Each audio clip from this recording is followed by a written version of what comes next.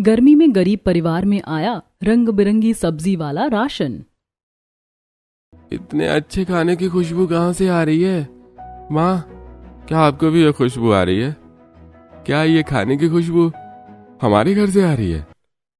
बेटा, इतने अच्छे खाने की खुशबू हमारे घर से तो नहीं आ सकती। तुम तो हमारी हालत जानते हो। जरूर ये खुशबू उस पड़ोस वाली कमला के घर से आ रही होगी।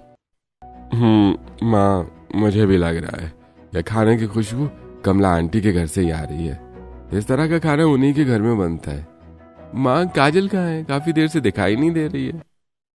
मैं भी वही सोच रही हूँ। क्या दक्ष सही कह रहा है? ये खाने की खुशबू सच में कमल आंटी के घर से आ रही है और काजल बिना किसी को कुछ बताए कहाँ गायब है? जानने के लिए हमें कहानी में थोड़ा पीछे जाना होगा। आज सूरज देवता आग उगल रहे हैं। उफ, कितनी गर्मी लग रही है। मुझे तो लगता है घर जाने से पहले मैं कहीं बेहोश न हो जाऊं। पसीने में लथपथ दक्ष कड़ी धूप में काम करने के बाद अपने घर जा रहा था। तभी उसके पेट से गुड़गुड़ की आवाज आने लगती है। आज तो मैं बहुत थक गया हूँ। घर जाकर आराम करूंगा और अच्छा खाना खाऊंगा। अब तो पेट ने भी बता दिया कि मुझे भूख लगी है। दक्ष अपने घर जा ही रहा होता है कि तभी रास्ते में उसे एक ढाबा दिखाई देता है, जहां उसी की तरह मजदूरी करने वाले लोग खाना खा रहे थे।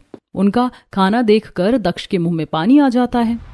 अरे वाह, बासमती चावल, अरहर की दाल, गोभी की सब्जी, टमाटर की चटनी। ये सब कुछ देखकर तो मेरी भूख बढ़ गई है। इसे कहते हैं खाना। ये सब सोचते हुए दक्ष जैसे ही अपने पॉकेट में हाथ डालता है तो उसे उसकी जेब खाली मिलती है। मेरे पॉकेट में 10 रुपए नहीं है और मैं इतना टेस्टी खाना खाने के बारे में सोच रहा हूँ। चल बेटा दक्ष, यहाँ से चलते हैं। ये जगह तेरे लिए नहीं है। ये सब सोचते सोचते दक्ष अपने घर पहुंच जाता है। काजल, कहाँ हो? जरा पानी लेकर आना, बहुत प्यास लगी है। ला रही हूँ जी, 2 मिनट। दक्ष गर्मी से बेहाल हवा खाने के लिए पंखे के नीचे बैठा था, लेकिन पंखे से खटर खटर की आवाज आ रही थी और वो बहुत धीरे चल रहा था। इस पंखे को क्या हुआ है? अरे ये ऐसे क्यों चल रहा है? पता नहीं जी, ये तो सुबह से बहुत आवाज कर रहा है। मेरे तो कान दुख गए हैं, ऊपर से इतनी गर्मी हो रही है। काजल इतना कहती है कि तभी अचानक पंखा चलना बंद हो जाता है। ये क्या नई मुसीबत है? काजल, लगता है पंखा तुम्हारी बात का बुरा मान गया। दक्ष की बात सुनकर सभी हंसने लगते हैं, लेकिन तभी काजल, ये हंसने वाली बात नहीं है, हमारा खर्चा बढ़ गया है। हाँ, वो तो है, लेकिन अब क्या कर सकते हैं। एक काम करो, तुम जल्दी से खाना लेकर आओ, बड़ी भूख लगी है।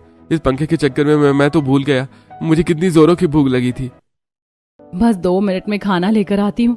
काजल रसोई में जाती है और दक्ष के लिए चावल, दाल और अचार लेकर आती है। खाना देखने के बाद, ये सब क्या है?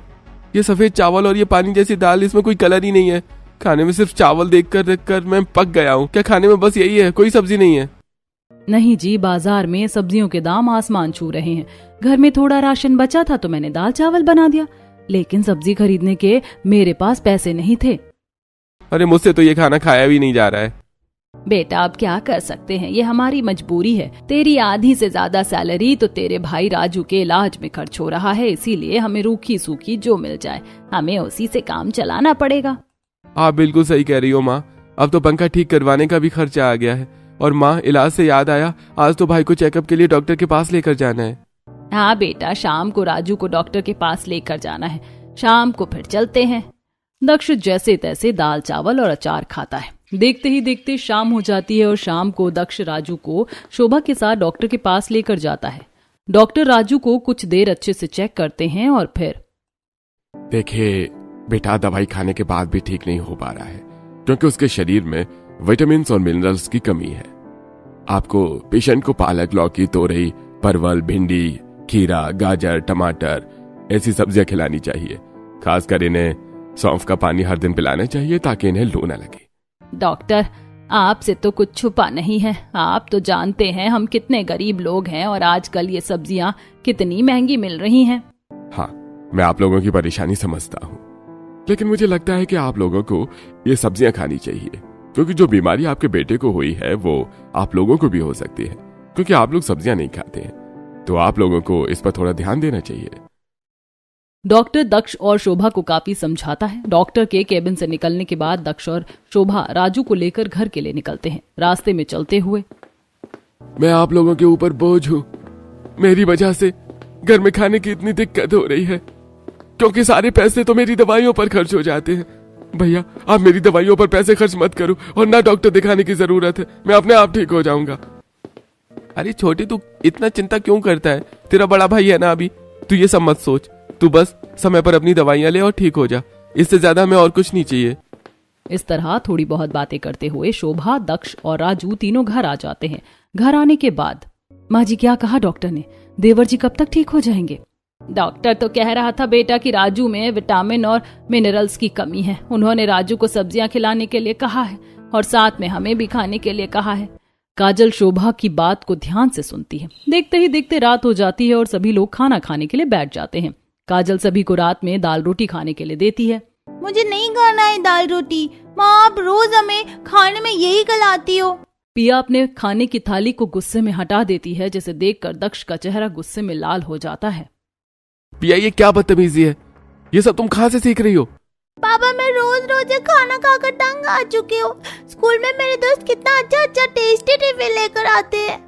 तो क्या हो गया बेटा? पापा आज मेरी सहेली खाने में भरवा भिंडी लेकर आई थी, दूसरी सहेली कद्दू का दाल लेकर आई थी और एक तो टोमेटो सूप लेकर आई थी। सभी रंग बिरंगी सब्जियों का खाना लेकर आई थी, लेकिन किसी ने मुझे नहीं खिलाया। उन्होंने मुझसे कहा कि मैं गरीब हूँ और मैं रोज जलेबी रोटी लेकर स्कूल जाती हूँ। मुझे अपनी बच्ची पर इतना ज्यादा गुस्सा भी नहीं करना चाहिए था। पिया के गुस्से की वजह जानकर दक्ष को उसके लिए बुरा लगता है कि उनकी गरीबी की वजह से उसके 9 साल की बेटी को काफी कुछ झेलना पड़ता है। बेटा अभी तुम ये खाना खा लो, मैं जल्दी तुम्हारे लिए तुम्हारी पसंद की सब्जियां ले आऊंगा और माँ तुम्हारे लिए तुम्हारी पसंद की सब्जी बना देगी।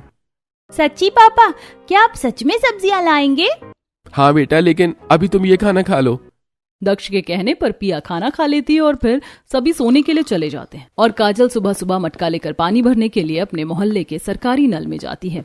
अच्छा हुआ काजल आज हम लोग पहले आ गए, वरना अगर वो कमला आ जाती तो हमें पानी लेने में बहुत देर हो जाती। बिल्कुल सही कह रही हैं माँ जी आप। कमला आंटी के घर में जितने लोग नहीं है उससे ज्यादा तो वो पानी भरती हैं। पता नहीं इतने पानी का वो क्या करती है। काजल और शोभा दोनों एक दूसरे से बात कर रही थी कि तभी एक और छाता लेकर एक हाथ में प्लास्टिक की बाल्टी लेकर आई और उसके पीछे पीछे 2 औरत और 2 बाल्टी लेकर चली आ रही होती है। कमला नल के पास आती है और अपने पैर से सुबह के मटके को साइड करके अपनी बाल्टी रख देती है। पहले पानी मैं भरूंगी। भला ये क्या बात हुई, पहले तो हम लोग आए थे ना, तो सबसे पहले पानी हम लोग ही भरेंगे। अरे शोभा तेरी बहू तो बहुत बोलती है, तूने उसे कुछ सिखाया नहीं। अरे तू लड़की भूल गई क्या, ये नल जब खराब हुआ था तो मेरे पति ने इसे ठीक करवाया था, इसीलिए इस नल पर सबसे ज्यादा हक मेरा है। काजल बेटा क्यों इस कमला को मुंह लगकर अपना मुंह खराब कर रही है, तू तो जानती है कैसी औरत है, छोड़ना। शोभा के कहने पर काजल चुप हो जाती और अपनी सास की बात नहीं टालती। शोभा और उसकी बहू को लाइन से हटाकर कमला खुद पानी भरने के लिए आगे चली जाती है और दोनों सास बहू को चिढ़ाने के लिए कहती है, लता विमला क्या तुम लोगों को पता है आज मेरे घर में फ्राइड राइस, पनीर टिक्का और बूंदी का रायता बनने वाला है। फ्राइड राइस तो मेरा फेवरेट है क्योंकि उसमें बहुत सारी सब्जियां होती हैं। कमला क्या तुम लोग रोज ऐसा खाना खाती हो? हाँ विमला, मेरे घर में तो रोज इस तरह का खाना बनता है। मेरे घर में अगर खाने 2-3 तरह की रंग बिरंगी सब्जियां ना हो तो कोई खाना नहीं खाएगा। तुम लोगों को तो पता है, फ्रेश सलाद और चेरी टमाटो ना खाओ तो मुझे लगता ही नहीं कि मैंने खाना खाया है। इतनी रंग बिरंगी सब्जियां खाने की वजह से ही तो तुम्हारा चेहरा इतना चमकता है और तुम इतनी फ्रेश नजर आती हो। और नहीं तो क्या, अब मेरा खाना डाइटिशियन डिसाइड करती है, वरना तो कुछ लोग जानवरों की तरह सूखी रोटी और सिर्फ दाल चावल ही खाते रहते हैं। कमला कल तेरी बहू ने सच में गाजर का हलवा बहुत ही टेस्टी बनाया था। अब मुझे तो गाजर का हलवा खाकर मजा आ गया। क्या गाजर का हलवा? अभी तो गाजर बहुत महंगे चल रहे ना। हम पैसे वालों के लिए क्या महंगा क्या सस्ता, जब जो मन करता वो खा लेते हैं। अच्छा खाना खाने के लिए पैसों का मुंह तो शोभा जैसे गरीब लोग देखते हैं। हाँ कमला, जितना अच्छा खाना तुम खाती हो वैसे खाने के लिए कुछ लोग तरसते हैं। कमला और उसकी दोनों चमची शोभा और उसकी बहू की काफी बेइज्जती करती हैं, इसीलिए काजल गुस्सा होकर नल से अपने घर आ जाती है। शोभा पानी लेने के लिए अभी भी खड़ी थी, जिसे देखकर कमला शोभा की तरफ इशारा करते हुए, कुछ लोग तो मोटी चमड़ी के होते, कितना भी कुछ भी बोलो असर नहीं होता है। हाँ कमला बिल्कुल सही कह रही हो तुम, कुछ लोगों पर तो किसी बात का असर होता ही नहीं है। ये सारी बातें करने के बाद कमला अपनी बाल्टी में पानी भरने के बाद अपने घर चली जाती है। उसके जाने के बाद लता और विमला, ये विमला की बच्ची कैंची की तरह जबान चलाती है, मुझे तो इसकी बात से चिढ़ मचती है, लेकिन क्या करूं, इसकी रंग बिरंगी सब्जियां तो मुझे भी पसंद है। वही तो, मुझे इस कमला के साथ रहने में बिल्कुल अच्छा नहीं लगता, लेकिन इसके साथ रहने पर हमें भी अलग अलग तरह की सब्जियां खाने को मिल जाती हैं। कमला की दोनों चमची लता और विमला कमला को कुछ खास पसंद नहीं करती थी, लेकिन उसके घर में बनने वाली सब्जियां खाने के लिए दोनों कमला के आगे पीछे घूमती रहती थी। ये दोनों भी बातें करते हुए पानी भरकर चली जाती हैं और फिर शोभा अपने मटके में पानी भरकर घर आ जाती है। घर आने के बाद, काजल बेटा, तू वहां से चली क्यों आई? मैंने तुझे कितनी बार समझाया है कि उन लोगों की बातों पर ज्यादा ध्यान मत दिया कर, उनका तो काम ही है बेकार की बातें करना। माँ जी, वो कमला आंटी और उसकी चमची हमेशा हमारी गरीबी का मजाक उड़ाती हैं। अगर हम लोग गरीब हैं तो इसमें हमारी क्या गलती है? शोभा और काजल एक दूसरे से बात कर ही रही थी, तभी पिया भागते भागते घर आती है। पिया का स्कूल ड्रेस पसीने से पूरी तरह भीग गया था। माँ मुझे कुल्फी खाना, मेरी सहेलियां बोल रही थी गर्मी में कुल्फी खाने में मजा आता है। माँ मुझे भी कुल्फी खिलाओ ना। पिया की बात सुनकर काजल के चेहरे पर चिंता की लकीरें आ जाती हैं। तभी एक कुल्फी वाला उनके घर के सामने आकर रुक जाता है। कुल्फी ले लो, कुल्फी, मीठी मीठी कुल्फी ले लो। इस गर्मी में शरीर को ठंडक देना है तो खाओ मेरी मीठी मीठी कुल्फी। अब पिया को कुल्फी कहाँ से खिलाऊं? मेरे पास तो इतने पैसे हैं भी नहीं। अरे तो कुल्फी वाले भैया, ये कुल्फी कितने की दे रहे हो? यह कुल्फी तो 10 रुपए की है। मेरे पास तो सिर्फ 10 रुपए ही बचे हैं। अगर मैंने उससे काजल के लिए कुल्फी ले ली तो रात में सबके लिए रोटी भी नहीं बन पाएगी। मुझे उस 10 रुपए से आटा खरीदना होगा। शोभा अपनी बहू की परेशानी को अच्छी तरह से समझ रही थी, इसीलिए शोभा, कुल्फी वाले भैया आप जाइए, हम लोग कुल्फी नहीं लेंगे। मेरी पोती को खांसी है और ये आपकी कुल्फी देखकर कुल्फी खाने की जिद कर रही है। इस तरह बातें बनाकर शोभा कुल्फी वाले को भेज देती है। माँ जी, समझ में नहीं आता है हमारे अच्छे दिन कब आएंगे। ये जिंदगी भी कोई जिंदगी है? इतनी गर्मी में हम लोग बिना पंखे के रह रहे हैं। गर्मी के दिनों में सभी अपने बच्चों को आइसक्रीम खिलाते हैं, लेकिन मैं अपनी बेटी को कुल्फी भी नहीं दिला सकती। काजल की बात सुनकर शोभा दुखी हो जाती है। ऐसे ही दिन गुजरते हैं। एक दिन राजू का डॉक्टर उसे देखने के लिए घर आता है। डॉक्टर राजू का चेकअप करता है। तभी, डॉक्टर साहब, अभी मेरे राजू की तबीयत कैसी है? क्या उसकी हालत में कोई सुधार आया है? नहीं, राजू की हालत में कोई सुधार नहीं है। वैसे तो जो दवाइयां मैंने उसे दी थी और सही खान पान रखने से नॉर्मली लोगों की तबीयत 2 हफ्ते से 1 महीने के अंदर ठीक हो जाती है, लेकिन राजू का केस अलग है। क्या मतलब है डॉक्टर? राजू का शरीर दवाइयों पर ठीक से रिस्पॉन्ड नहीं कर रहा है और अब तो इन्हें लू भी लग गया है। क्या आप लोगों ने मुझसे मिलने के बाद एक बार भी इसे वेजिटेबल सूप या किसी भी तरह की साग सब्जी खिलाई है? नहीं डॉक्टर, हम लोग सब्जी खरीदने के लिए बाजार गए थे, लेकिन बाजार में सब्जियां बहुत महंगी हैं। डॉक्टर साहब, गर्मियों में तो सारी सब्जियां 100 रुपए किलो मिल रही हैं। क्या राजू बिना सब्जियों के ठीक नहीं हो सकता है? शोभा की बात सुनकर डॉक्टर को गुस्सा आ जाता है। सब्जियों के बिना इलाज? अगर आप लोगों को ऐसा कोई इलाज पता है तो आप लोग खुद ही अपने बेटे का इलाज कर लीजिए। मुझे इसका इलाज नहीं करना है। डॉक्टर साहब, प्लीज प्लीज आप गुस्सा मत होइए। माँ हमारी गरीबी से परेशान हो चुकी है, इसलिए वो कुछ भी बोल रही है। आप उनकी बातों पर ध्यान मत दीजिए। डॉक्टर दक्ष की बातों पर ज्यादा ध्यान नहीं देता है और गुस्से में उनके घर से चला जाता है। डॉक्टर के चले जाने के बाद, माँ जी, आपको डॉक्टर से ऐसी बात नहीं करनी चाहिए थी। बहू, मैं जानती हूँ मुझे डॉक्टर से ऐसी बात नहीं करना चाहिए थी, लेकिन हमारे घर में खाने के पैसे नहीं हैं, तो ऐसे में हम लोग राजू को गाजर, चुकंदर, ब्रोकली, पपीता, ये सभी विटामिन से भरी सब्जियां कैसे खिलाएं? शोभा बिल्कुल सही कह रही थी, इसीलिए कोई उसे कुछ नहीं कहता है। काजल दक्ष से कहती है, माँ जी सही कह रही हैं, घर में राशन खत्म हो गया है, दाल चावल बनाने के लिए भी कुछ नहीं है। आप एक काम कीजिए ना, आप ठेकेदार के पास जाकर अभी तक आपने जो काम किया है उसके पैसे ले आइए। हाँ काजल, तुम सही कह रही हो। मुझे याद आया, मैंने तो पिछले महीने हफ्ता 10 दिन काम किया था, लेकिन उसका पैसा ठेकेदार ने नहीं दिया। मैं जाकर ठेकेदार से बात करता हूँ। दक्ष कड़कती धूप में एक पतली सी चप्पल पहनकर अपने ठेकेदार से पैसे लेने के लिए घर से निकल जाता है। उसके घर से ठेकेदार का ऑफिस करीब 1 किलोमीटर दूर था। दक्ष के सिर से पसीना टपक रहा था और वो पसीना पोंछते हुए जैसे जैसे चलकर ठेकेदार के ऑफिस पहुंच जाता। अरे दक्ष, तो यहाँ क्या कर रहा है? अभी तो घर बनाने का काम बंद चल रहा है, कोई काम नहीं है भाई तेरे लिए। दक्ष इस ठेकेदार के पास घर बनाने का काम करता था। उसने इस प्रमोटर के लिए कई जगह पर घर बनाया था, लेकिन ये ठेकेदार कभी भी दक्ष को उसकी मजदूरी ठीक से नहीं देता था। हमेशा उसके पगार में कुछ पैसे कम ही होते थे। मालिक, मुझे काम की बहुत जरूरत है। मेरे भाई की तबीयत खराब है और घर में राशन खत्म हो गया है। अरे दक्ष, अभी तो घर बनाने का काम बंद चल रहा है, मेरे पास तेरे लिए अभी कोई काम नहीं है। मालिक, अगर ऐसी बात है तो आप मुझे मेरे पिछले महीने की मजदूरी दे देते तो बहुत अच्छा होता। पिछले महीने के पैसे मैंने तुझे दे दिए, अब तो यहाँ कौन से पैसे मांगने के लिए आया है? पिछली बार जब आपने मुझे पगार दी थी तो उसमें आपने मुझे 4 दिनों का पैसा कम दिया था, जो करीब 1000 रुपए हो रहे हैं। मालिक, आप मुझे वो 1000 रुपए दे दीजिए, मुझे इसकी बहुत जरूरत है। 1000 रुपए? ये बोलकर ठेकेदार जोर जोर से हंसने लगता है। दक्ष के पैसे मांगने से ठेकेदार को उसके ऊपर गुस्सा आ जाता है। मैं तो तुझे 1 रुपया ना दूं और तू 1000 रुपए की बात कर रहा है। तू भूल गया क्या अपनी औकात? आज के बाद मेरे पास काम करने की कोई जरूरत नहीं है, मैं तुझे काम से निकाल रहा हूं, तू जा यहां से। मालिक, आप ऐसा नहीं कर सकते, आप मेरे पैसे नहीं मार सकते, मैंने सच में काम किया था और मैं अपने हक के पैसे मांग रहा हूँ। दक्ष ठेकेदार से अपने पैसे वापस मांगता है, लेकिन ठेकेदार उसे 1000 रुपए नहीं देता बल्कि सिर्फ 100 रुपए देता है। मुझे पता था ये ठेकेदार ऐसा ही कुछ करेगा और उसने वही किया। मन तो कर रहा है इसकी पिटाई कर दूं, लेकिन ये सब करने से क्या होगा, मेरे घर वालों के लिए ही परेशानी बढ़ेगी। ये सब सोचकर दक्ष 100 रुपए लेकर अपने घर आ जाता है। घर आने के बाद, क्या हुआ जी, ठेकेदार ने 1000 रुपए दिए? काजल के पूछने पर दक्ष कुछ नहीं कहता है, बल्कि अपनी जेब से 100 रुपए निकाल कर उसके हाथ पर रख देता है। ये क्या, ये तो सिर्फ 100 रुपए है, इसमें क्या होगा? आपने तो कहा था कि आपने पिछले महीने 1000 रुपए का काम किया है और ठेकेदार से आपको 1000 रुपए मिलेंगे, लेकिन आप 100 रुपए दे रहे हैं। मुझे तो 1000 रुपए मिलने चाहिए थे, लेकिन ठेकेदार के बच्चे ने मेरा पैसा मार लिया। अब यही एक 100 रुपए हैं, इसे लेकर बाजार जाओ और इसे थोड़ा बहुत राशन और अगर पैसे बचे तो थोड़ी सब्जियां ले आना। काजल दक्ष से 100 रुपए का नोट लेती है और उसे लेकर बाजार चली जाती है। वो अपने साथ अपनी बेटी पिया को लेकर जाती है। सबसे पहले वो राशन की दुकान पर जाती है। भैया, मुझे 20 रुपए का आटा और 30 रुपए वाला चावल 1 किलो दे दीजिए, और हाँ, 10 रुपए का नमक का पैकेट भी दे दीजिएगा। बनिया काजल को चावल, आटा और नमक निकाल कर दे देता है। उसे इतना कम सामान लेता देखकर दुकान पर खड़ी दूसरी औरतें उस पर हंसती हैं।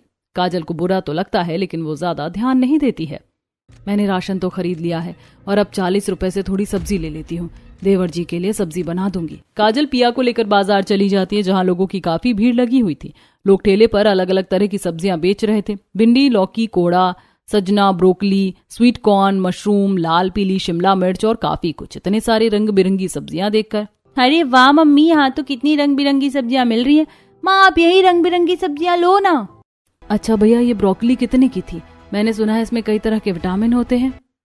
बिल्कुल बहन जी, विटामिन तो ब्रोकली में भर भर कर होता है, साथ में आपको कोहड़ा और पपीता भी खाना चाहिए। यह ब्रोकली 120 रुपया किलो है।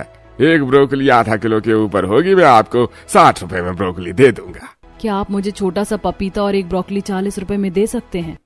क्या बहन जी, मजाक करने के लिए आपको मैं ही मिला था, हैं? जब आपको सब्जी खरीदनी नहीं थी तो मेरा समय क्यों बर्बाद कर रही थी आप? चलिए आइए यहाँ से। सब्जी वाला काजल को कोई सब्जी नहीं देता। काजल पिया के साथ पूरा बाजार घूमती है और फिर 15 रुपए की एक छोटी सी फूल गोभी और 25 रुपए का 1 किलो प्याज खरीद लेती है। क्या माँ, इतने सारे रंग बिरंगी सब्जियां होने के बाद भी आपने सिर्फ एक गोभी खरीदी है? बेटा, आज मम्मी के पास ज्यादा पैसे नहीं थे ना, आज तुम गोभी खा लो, मैं अगली बार तो अलग अलग तरह की सब्जियां खिलाऊंगी। माँ, आप हमेशा ऐसे ही रहती हैं और आपने आज भी मुझे कुल्फी नहीं खिलाई। इस बार लगता है कुल्फी खाए बिना ही गर्मियाँ खत्म हो जाएंगी। मेरे दोस्त हर दिन गर्मियों में आइसक्रीम, गोला और कुल्फी खाते हैं। पिया की सारी बातें काजल के मन में सुई की तरह चुभती हैं। वो उदास होकर घर आ जाती है और सभी के लिए दाल चावल और गोभी आलू की सब्जी बनाती है। सभी खाना खाने के लिए बैठते हैं। आज बहुत दिनों बाद सब्जी खाने को मिली है बहू, ये गोभी आलू तो बहुत ही स्वादिष्ट लग रही है। हाँ भाभी, सब्जी तो बहुत अच्छी बनी है। मैं तो इतने दिनों से सब्जियों का स्वाद ही भूल गया था। आज काजल के परिवार में सभी लोग खुश होकर खाना खाते हैं। ऐसे ही दिन गुजरता है। काजल का लाया राशन खत्म हो जाता है। माँ, मुझे बहुत जोरों की भूख लगी। मैंने कल रात से कुछ नहीं खाया, मुझे खाना दो ना। आप मुझे खाना क्यों नहीं दे रही हो? माँ जी, मैं इसे कुछ कैसे खिलाऊं? घर में तो खाने के लिए कुछ भी नहीं है। मैं अपनी बेटी को ऐसे भूख से तड़पता नहीं देख सकती। काजल एक कटोरा लेकर अपनी पड़ोसी कमली के घर जाती है। काजल कमली का दरवाजा पीटती है और कमली दरवाजा खोलती है। कमली, मेरे घर में राशन खत्म हो गया, मेरी बेटी को बहुत ज्यादा भूख लगी है, प्लीज मुझे 1 कटोरा आटा दे दे। आटा चाहिए तो बनिया की दुकान पर जाना, मेरे पास कुछ नहीं है। इतना कहकर कमली उसके मुंह पर दरवाजा बंद कर देती है। काजल अपने 2-3 पड़ोसियों के पास जाती है, लेकिन सभी उसके मुंह पर दरवाजा बंद कर देती हैं। कमला आंटी के घर जाने का कोई फायदा नहीं है। जब ये लोग मेरी मदद नहीं कर रहे तो कमला आंटी तो कभी भी मेरी मदद नहीं करेंगी। ये सब सोचते सोचते काजल घर आ जाती है। घर आने के बाद वो रोते हुए पागलों की तरह अपने बक्से में कुछ ढूंढती है और थोड़ा ढूंढने के बाद 2 कान की बाली निकालकर दक्ष को देती है। लीजिए मेरी कान की बाली और इसे बेचकर कुछ पैसे ले आइए। मैं अपने घर वालों को भूख में तड़पते हुए नहीं देख सकती। काजल की बात सुनकर दक्ष की आंखों में आंसू आ जाते हैं। मैं तुम्हारी कान की बाली नहीं बेचूंगा। मुझे पता है कि तुम्हारी स्वर्गवासी माँ की आखिरी निशानी है और ये तुम्हारे लिए कितने मायने रखती है।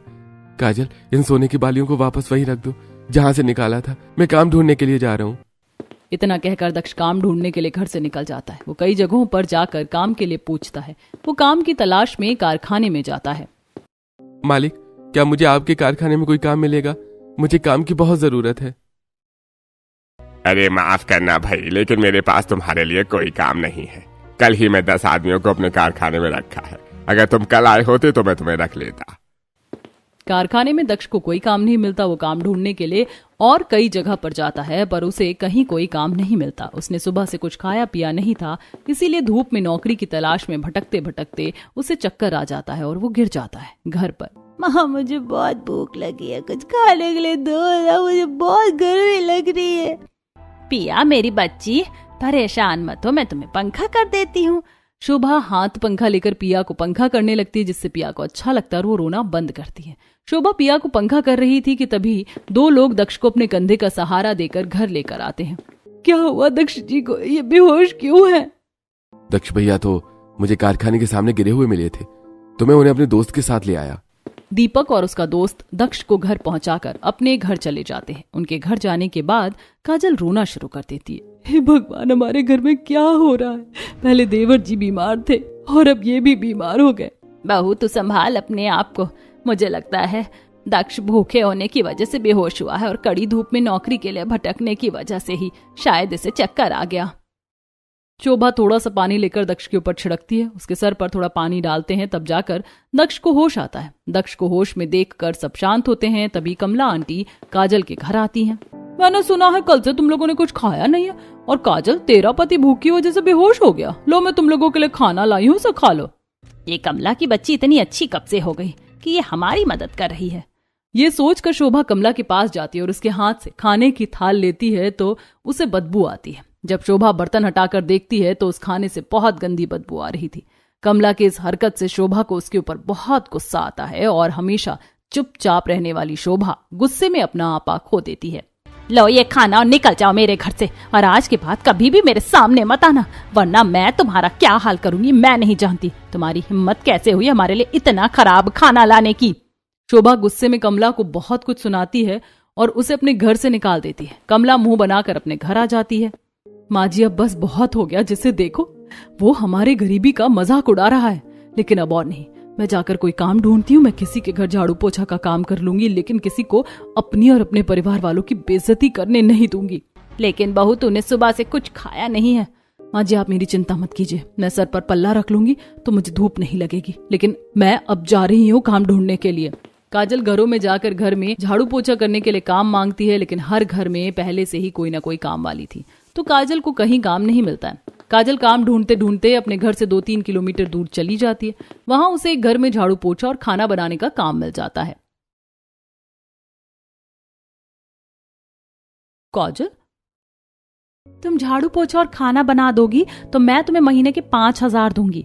मालकिन, मैं आपके घर का सारा काम कर दूंगी, आप चिंता मत कीजिए। लेकिन मेरे घर वालों ने कल से कुछ खाया नहीं है, क्या आप मुझे थोड़े पैसे उधार दे सकते हैं? आप मेरी सैलरी से काट लीजिएगा। काजल की बात सुनकर उसकी मालकिन को उस पर दया आ जाती है और वो काजल को 500 रुपए उधार दे देती है।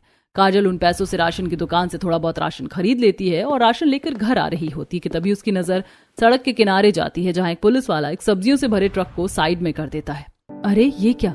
ये तो मेरे घर के पास वाले फार्म हाउस चलने वाले चाचा का ट्रक है। पुलिस ने इनके ट्रक को साइड में क्यों करवाया? मैं जाकर देखती हूँ। काजल ट्रक के पास जाती है, तभी पुलिस वाला, ओए ड्राइवर, नीचे उतरो, अपनी सब्जियों की जांच करवाओ और पेपर्स दिखाओ।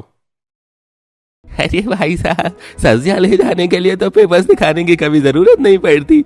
ये तो हमारा रोज का काम है, और आप किन पेपर्स की बात कर रहे हैं? सरकार ने नया नियम कानून जारी किया है। आजकल लोग सब्जियों में काफी मिलावट करके भेज रहे हैं, जिससे लोगों की काफी तबीयत खराब हो रही है।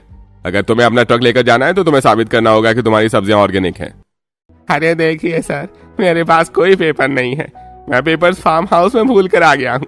अगर आपको यकीन नहीं होता है तो आप अपने बड़े साहब को फोन करके पूछ लीजिए, वो मुझे अच्छे से जानते हैं। तुम मुझे बड़े साहब की धमकी दे रहे हो?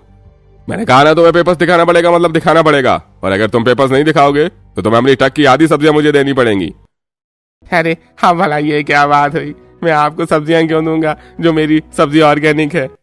इस तरह फार्म हाउस वाले चाचा और पुलिस वाले के बीच बहस शुरू हो जाती है। बहस को बढ़ता हुआ देखकर काजल उनके पास आती है। काजल पुलिस वाले से कहती है, सर ये चाचा बिल्कुल सही कह रहे हैं, ये ऑर्गेनिक सब्जियां ले जा रहे हैं और इनका फार्म हाउस मेरे घर के थोड़े आगे ही है। ये रोज अपने ट्रक से यहीं से ताजी सब्जी लेकर जाते हैं।